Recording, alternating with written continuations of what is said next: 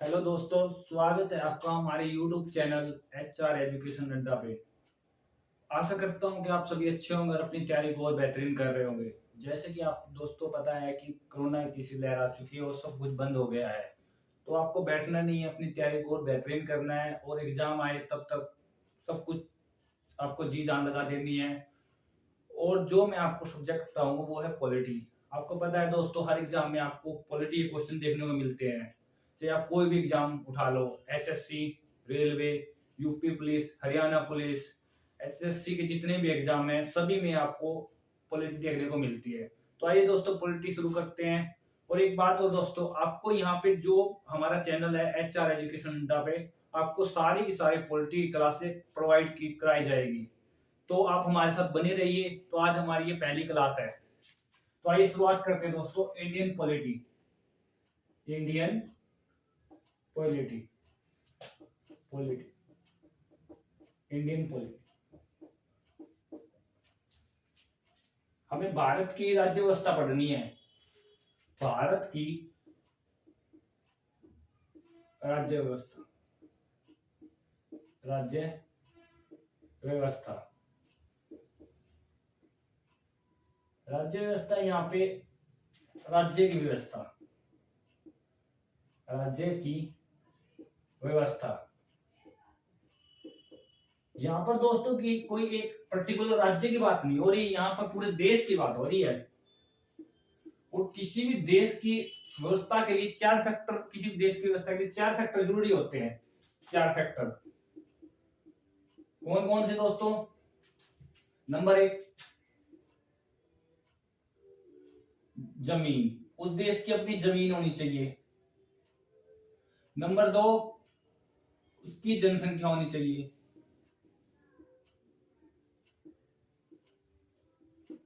Number तीन दोस्तों, सरकार। नंबर चार दोस्तों, संप्रभुत्व, संप्रभुत्व।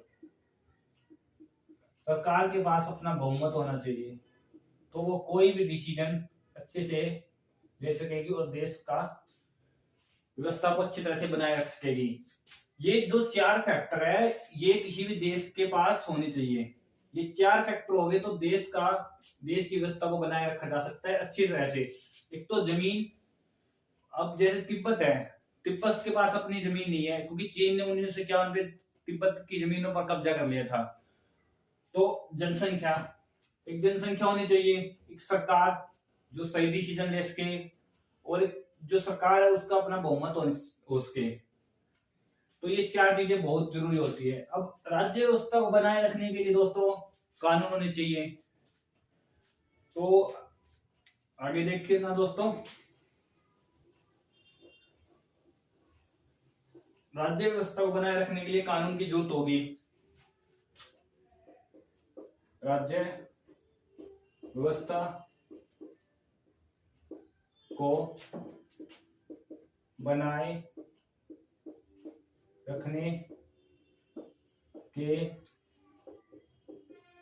लिए कानून की जरूरत होती है। अगर कानून नहीं होंगे तो कोई भी गलत काम कर लेगा और देश का सिस्टम अच्छी तरह से नहीं चल पाएगा। तो सबसे पहले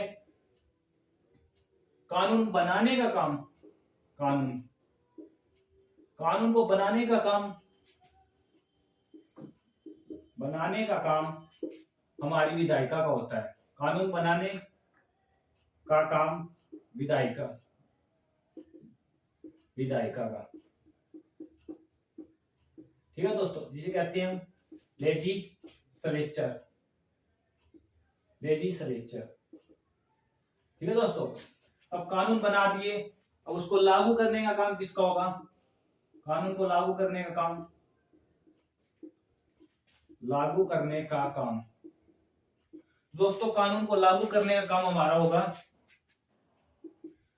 कार्यपालिका का, ठीक है दोस्तों।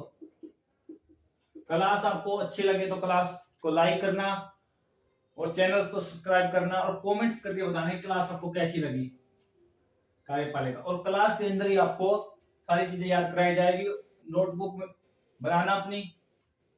आपको पॉलिटी के अंदर एक भी आपका क्वेश्चन गलत नहीं होगा, आपको ऐसी पॉलिटी पढ़ाई जाएगी एग्जीक्यूटिव।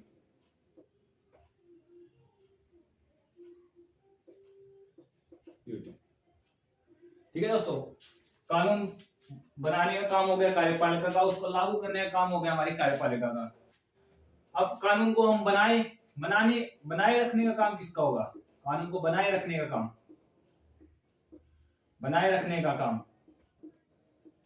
कानून को बनाए रखने का काम होगा न्यायपालिका का, जिसे हम जुडिशरी कहते हैं, न्यायपालिका।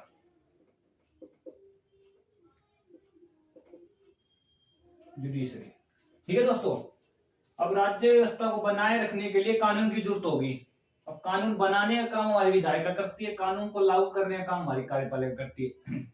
तो बनाए रखने का काम हमारी न्यायपालिका करती है। ठीक है दोस्तों, हमने अब तक क्या सीखा कि किसी भी देश की व्यवस्था के लिए, व्यवस्था को बनाए रखने के लिए कानून की जरूरत होगी। और जो ये तीनों हैं, ये हमारे लोकतंत्र के स्तंभ है। लोकतंत्र के कितने स्तंभ है दोस्तों? 3। लोकतंत्र के 3 स्तंभ है, 3 स्तंभ है। ये तीनों लोकतंत्र के स्तंभ है। ये पूछा गया क्वेश्चन है एसएससी के अंदर कि लोकतंत्र के कितने स्तंभ है। आपको 3 ये ऑप्शन में दे देंगे, एक अलग से दे देंगे, पूछ लेंगे इनमें से लोकतंत्र का स्तंभ नहीं है। तो आपको ध्यान रखना है विधायिका, कार्यपालिका और न्यायपालिका, ये हमारे लोकतंत्र के स्तंभ है। वैसे दोस्तों चौथा मीडिया को माना जाता है लोकतंत्र का स्तंभ, क्योंकि मीडिया किसी भी मुद्दे को उठा सकती है और जिसकी सरकार होगी मीडिया भी उसी की होगी, पता है दोस्तों आपको। जैसे और मीडिया स्तंभ है लोकतंत्र का। वैसे दोस्तों ये 3 ही मुख्य है। आपको पूछा जाएगा निम्नलिखित में कौन सा लोकतंत्र का स्तंभ नहीं है, तो आपको ऑप्शन में दिया जाएगा विधायिका, कार्यपालिका, न्यायपालिका, मीडिया। तो कौन सा नहीं है दोस्तों? मीडिया नहीं है। ये वैसे ही है, ये तीनों है। ठीक है दोस्तों, अब आगे चलते हैं। संविधान, दुनिया में कितने तरह के संविधान है वो जानेंगे। उससे पहले जो हमारी कानून की किताब है वो हमारा संविधान है। कानून की किताब को दोस्तों क्या कहते हैं? कानून की किताब। कि जो कानून की किताब में लिखा है वही होगा। कानून किताब को संविधान कहते हैं। कानून की किताब को संविधान कहते हैं। जो हमारे संविधान में 2 अक्षरों से मिलकर बना है, स प्लस में विधान। कानून से कोई ऊपर नहीं है और समय समय पर हमारे कानून संविधान के अंदर संशोधन होते रहे हैं, वो हम आगे पढ़ेंगे सभी। तो भारत में संविधान के लिए समय समय पर मांग उठती रही है और मांग प्रयास होते रहे। तो आइए शुरुआत करते हैं भारत में संविधान। भारत में संविधान, सबसे पहले भारत में संविधान की मांग 1895 के अंदर बाल गंगाधर तिलक के द्वारा उठाई गई। पूछा जा सकता है दोस्तों ये क्वेश्चन कि भारत में संविधान के लिए सबसे पहले मांग किसके द्वारा उठाई गई? बाल गंगाधर तिलक के द्वारा। 1895 में बाल गंगाधर तिलक के द्वारा संविधान की मांग उठाई गई। ये हमारे गर्म दल के नेता थे, संविधान की मांग उठाई गई। ठीक है दोस्तों, उसके बाद 1920 और 21 में महात्मा गांधी के द्वारा जब असहयोग चल रहा था तो उनकी एक पत्रिका थी हरिजन पत्रिका। उसमें महात्मा गांधी के द्वारा विचार व्यक्त किए गए थे कि भारत का संविधान भारतीयों के द्वारा होगा। ठीक है दोस्तों, 1921 और 22 में महात्मा गांधी के द्वारा महात्मा गांधी के द्वारा, महात्मा गांधी के द्वारा हरिजन पत्रिका, हरिजन पत्रिका में विचार व्यक्त किया गया। दोस्तों ये जो डाटा मैं आपको करा रहा हूं ये सारा एनसीईआरटी बुक से है, जो सारा ऑथेंटिक डाटा है। ये नहीं है कि आपको एक वन लाइनर करवा दिया और आपको वो याद भी नहीं रहता एग्जाम के टाइम में। जो आपको चीजें कराई जा रही है वो सारी एनसीईआरटी के अंदर से नोट्स में से अच्छी तरह से कराई जा रही है। तो आपको नोट बुक अपनी बनानी है और उसको फिर याद करना है। विचार व्यक्त किया गया कि भारत का संविधान भारतीयों द्वारा होगा, भारतीयों द्वारा होगा। भारत में संविधान की मांग सबसे पहले बाल गंगाधर तिलक के द्वारा 1895 में उठाई गई। उसके बाद महात्मा गांधी के द्वारा यह मांग की गई कि भारत का संविधान भारतीयों द्वारा हो। इसके बाद दोस्तों 1923 में एक समिति बनी, उसका नाम था स्प्रू समिति। उस समिति में क्या हुआ दोस्तों कि एक कॉमनवेल्थ ऑफ इंडिया बिल के द्वारा एक बिल तैयार किया गया, एक प्रारूप तैयार किया गया। उसकी अध्यक्षता हमारे गांधी जी कर रहे थे। तो दिल्ली सम्मेलन में उसको प्रस्तुत किया गया, जो हमारे संविधान के लिए बहुत ही महत्वपूर्ण प्रयास था। तो आइए आगे चलते हैं।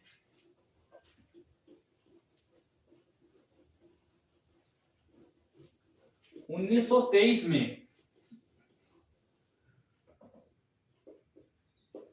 तेईस में स्प्रू समिति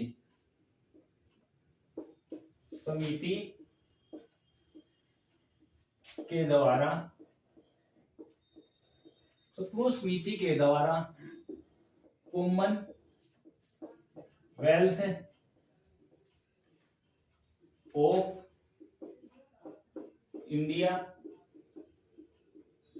बिल का प्रारूप तैयार किया गया। ठीक है दोस्तों,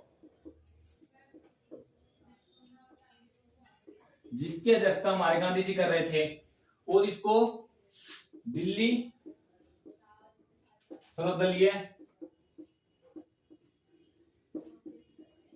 सम्मेलन में प्रस्तुत किया गया।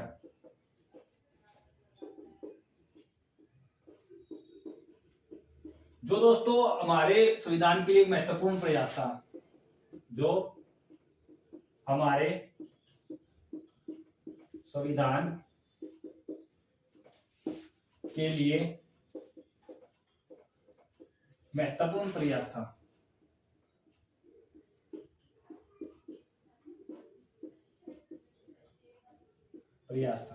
ठीक है दोस्तों, 1923 में स्प्रू समिति के द्वारा कॉमनवेल्थ ऑफ इंडिया बिल का प्रारूप तैयार हुआ और दिल्ली सर्वदलीय सम्मेलन में इसे प्रस्तुत किया गया, जो हमारे संविधान के लिए महत्वपूर्ण प्रयास था। इसके बाद दोस्तों 1924 में स्वराज दल के द्वारा संविधान सभा की मांग उठाई गई, कॉन्स्टिट्यूशन असेंबली की पहली बार मांग उठाई गई और जो हमारे स्वराज दल के नेता थे वो हमारे थे मोतीलाल नेहरू और चित्तरंजन दास। 1924 में स्वराज दल के द्वारा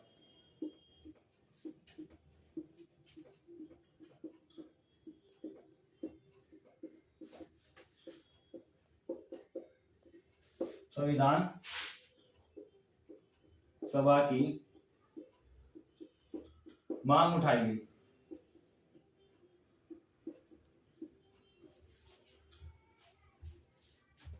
इसके नेता थे दोस्तों मोतीलाल नेहरू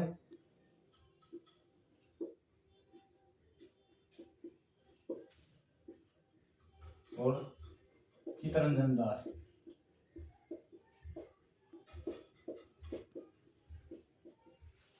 उन्नीस सौ 24 में स्वराज दल, यहाँ से क्वेश्चन कैसे पूछा जाएगा, संविधान सभा की पहली बार मांग किसके द्वारा उठाई गई? मोतीलाल नेहरू और चित्तरंजन दास के द्वारा। स्वराज दल कब बना? 1924 में। ठीक है दोस्तों, आगे चलते हैं।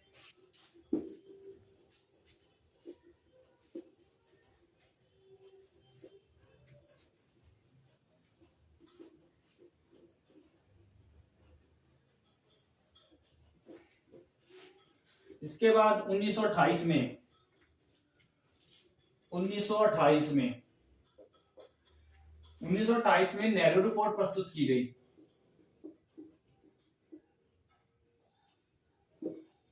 नेहरू रिपोर्ट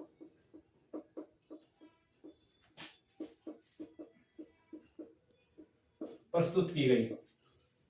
इसमें नेहरू द्वारा कहा गया कि, यहाँ पर नेहरू मोतीलाल नेहरू है, नेहरू के द्वारा कहा गया कि भारत का संविधान भारतीयों द्वारा हो।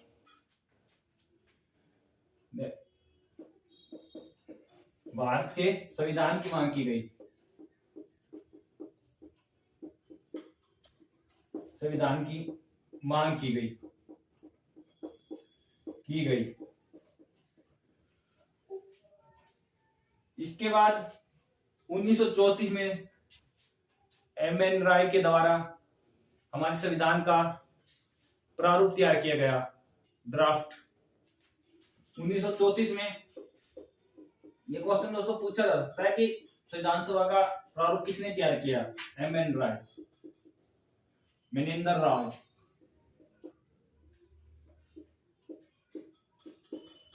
राय, मनेंद्र राय के द्वारा प्रारूप के द्वारा संविधान का प्रारूप तैयार किया गया।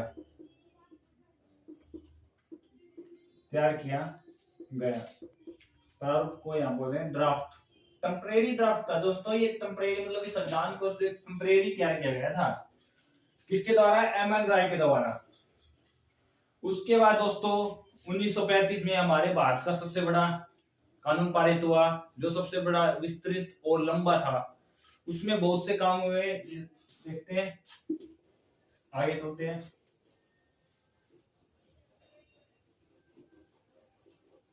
(1935) मोस्ट इम्पोर्टेंट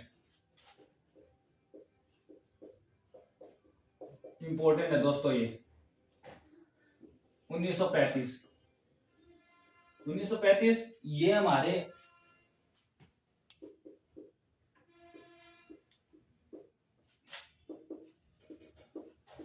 यह एक्ट हमारे संविधान के लिए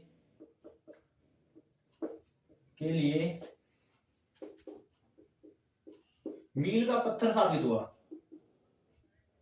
मील का पत्थर साबित हुआ।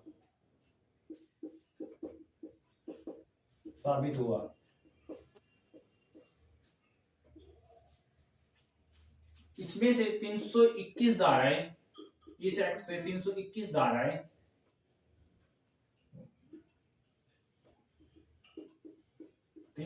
धाराएं और 10 अनुसूचियां ली गई।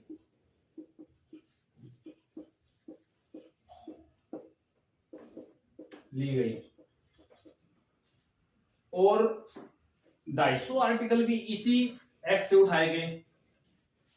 और भारत शासन, ये इसको बोलते हैं GOI, government act of India, Bharat सरकार अधिनियम, GOI, भारत सरकार अधिनियम 1935। इसमें क्या क्या काम है दोस्तों देखो। वैसे हम सभी पढ़ेंगे, रेगुलेटिंग एक्ट भी पढ़ेंगे, पिट्स एक्ट भी पढ़ेंगे, चार्टर एक्ट भी पढ़ेंगे, और भारत शासन अधिनियम, भारत परिषद अधिनियम 1909, 1919, मार्ले मांटो और चेम्सफोर्ड, सभी उसकी एक अलग से क्लास कराई जाएगी आपको। तो इसमें क्या हुआ दोस्तों, भारत सरकार अधिनियम में आरबीआई की स्थापना हुई थी 1 अप्रैल 1935 को। आरबीआई की स्थापना, ये पूछा जा सकता है पेपर में कि आरबीआई की स्थापना कब हुई। दूसरा दोस्तों, द्विज शासन की समाप्ति हो गई थी अब प्रांतों में। द्विज शासन समाप्ति प्रांतों में, और संघ लोक सेवा आयोग की स्थापना की गई। और दोस्तों, संघीय न्यायालय की स्थापना की गई। संघीय न्यायालय की स्थापना, और 11 प्रांतों में से 6 प्रांतों में द्विसदनीय लागू कर दिया गया। द्विसदनीय होता है दोस्तों जहां पे लोकसभा राज्यसभा, और जैसे चीन और फिलीपींस के अंदर क्या है, वहां पे एक सदनीय है। 11 प्रांतों में से 6 प्रांतों में द्विसदनीय शासन लागू।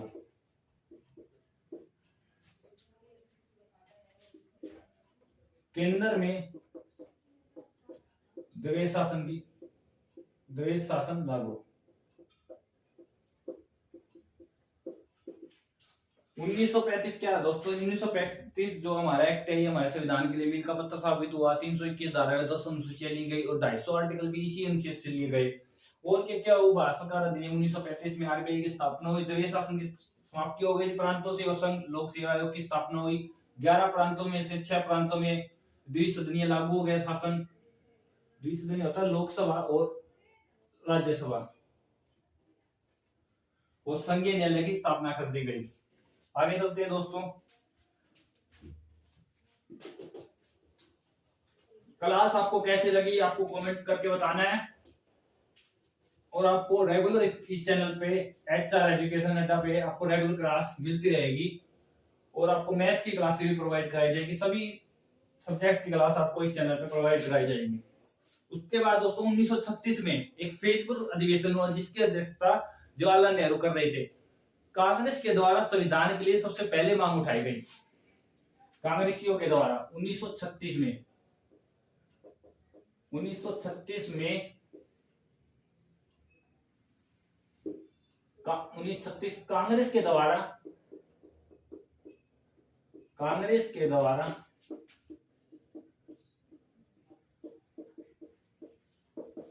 संविधान की मांग उठाई गई फेसबुक अधिवेशन में। फेसबुक अधिवेशन ये महाराष्ट्र में दोस्तों,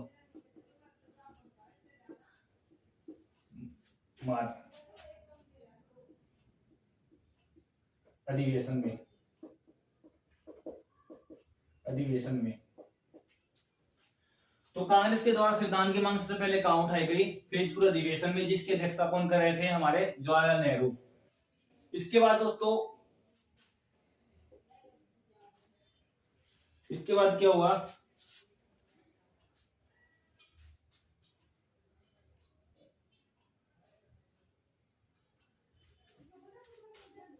क्रिप्स मिशन। इसके बाद क्रिप्स मिशन आया 1942, 22 मार्च 1942। कई किताब में आपको 23 मार्च लिखा मिलता है। 22 मार्च 1942 को क्रिप्स मिशन भारत आया। 22 मार्च 1942 क्रिप्स मिशन भारत आया। इसका काम क्या था कि भारत में संविधान सभा का निर्माण करवाना था, लेकिन दोस्तों ये असफल रहा। क्रिप्स मिशन भारत आया। यह दोस्तों एक सदस्यीय आयोग आया था, जिसका नाम था स्टैफोर्ड क्रिप्स। इसका पूरा नाम था दोस्तों स्टैफोर्ड क्रिप्स।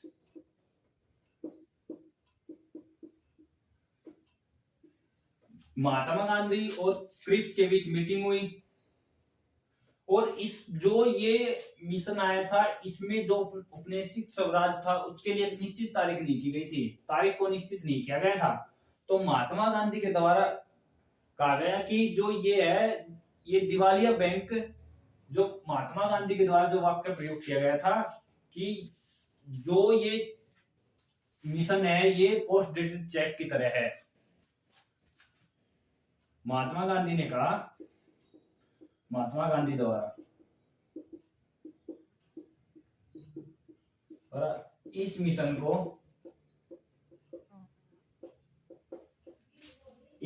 को दिवालिया बैंक का पोस्ट डेटेड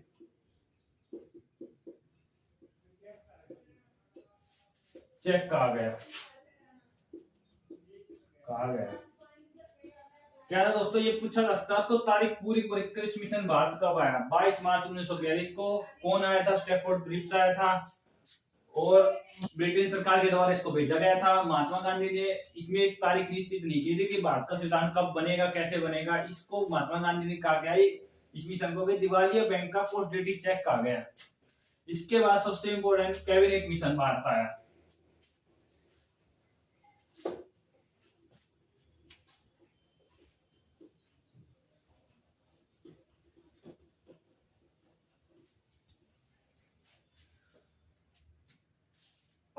मार्च 1946 तारीख याद रखिए दोस्तों, पूरी पूछी जा सकती है। कैबिनेट मिशन 18 मार्च 1946 को कैबिनेट मिशन भारत आया। Cabinet mission.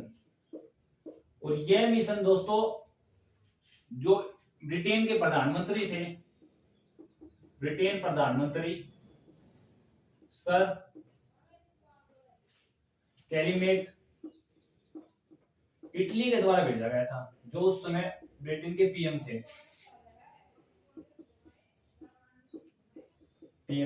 उसके द्वारा इस मिशन को भेजा गया और इस मिशन में 3 सदस्य आए थे। 3 सदस्य कौन कौन से थे? एक थे पेंथिक लॉरेंस जो इस मिशन की अध्यक्षता कर रहे थे।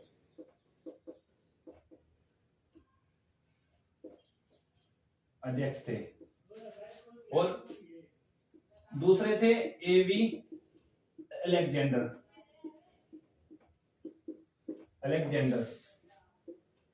और तीसरे थे व्यक्ति स्टैफोर्ड क्रिप्स, जो क्रिप्स मिशन में आए थे। तो ये 3 व्यक्ति आए थे। 18 मार्च 1946 कैबिनेट मिशन भारत आया। किसके द्वारा भेजा गया? ब्रिटेन सरकार के द्वारा। सर क्लेमेंट इटली उस समय ब्रिटेन के प्रधानमंत्री थे। 3 सदस्य आए थे। पेंथिक लॉरेंस अध्यक्ष थे, एवी अलेक्जेंडर और स्टैफोर्ड क्रिप्स। इस मिशन का क्या काम था दोस्तों? इस मिशन का काम था कि भारत में संविधान सभा का निर्माण करवाना और अप्रत्यक्ष रूप से चुनाव कराकर संविधान सभा की स्थापना करना था। इसके लिए 389 सदस्य नियुक्त किए गए, जिसमें से 292 सदस्य ब्रिटेन प्रांतों से थे और 4 प्रेसिडेंसी थी और 93 सदस्य देशी रियासतों से थे। तो इसके लिए 389 सदस्य नियुक्त किए गए। इनमें से 292 ब्रिटेन प्रांतों से थे,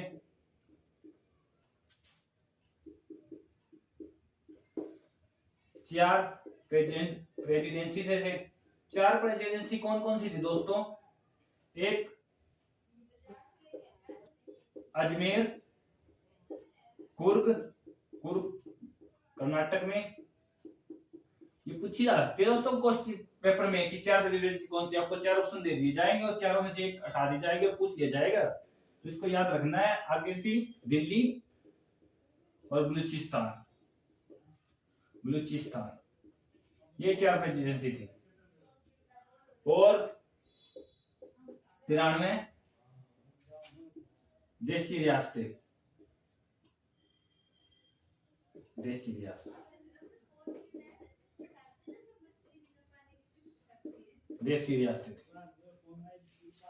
ठीक है दोस्तों। तो 18 मार्च 1946 कैबिनेट मिशन भारत आया और यह ब्रिटेन के प्रधानमंत्री सर क्लेमेंट इटली के द्वारा भेजा गया। इसमें 3 सदस्य आए थे, 35 कॉलोनिस्ट अध्यक्ष थे, एवी अलेक्जेंडर, स्टेफोर्ड क्रेप्स। इस मिशन का उद्देश्य क्या था कि भारत में संविधान सभा का निर्माण करवाना, अप्रत्यक्ष रूप से चुनाव कराकर, और इसके 309 सदस्य नियुक्त किए गए थे और 292 10 प्रांतों से थे और 4 प्रेसिडेंसी थे थी इसमें, अजमेर, कुर्ग, दिल्ली, बलूचिस्तान और 93 देशी रियासतें थी। तो आज की क्लास में दोस्तों यहीं तक है। आगे चुनाव में किसकी सीटें कितनी आई और संविधान सभा की बैठक, पहली बैठक, दूसरी बैठक कब हुई, आगे हम अगली क्लास में जाने। तो आपको बताने कि आपको ये क्लास कैसी लगी और क्या कमी थी क्लास में, वो अपनी कमेंट्स में जरूर बताना। हम उसको ठीक करेंगे और आपको अच्छी से अच्छी क्लास प्रोवाइड कराई जाएगी। तो आज के लिए दोस्तों इतना ही। Thank you.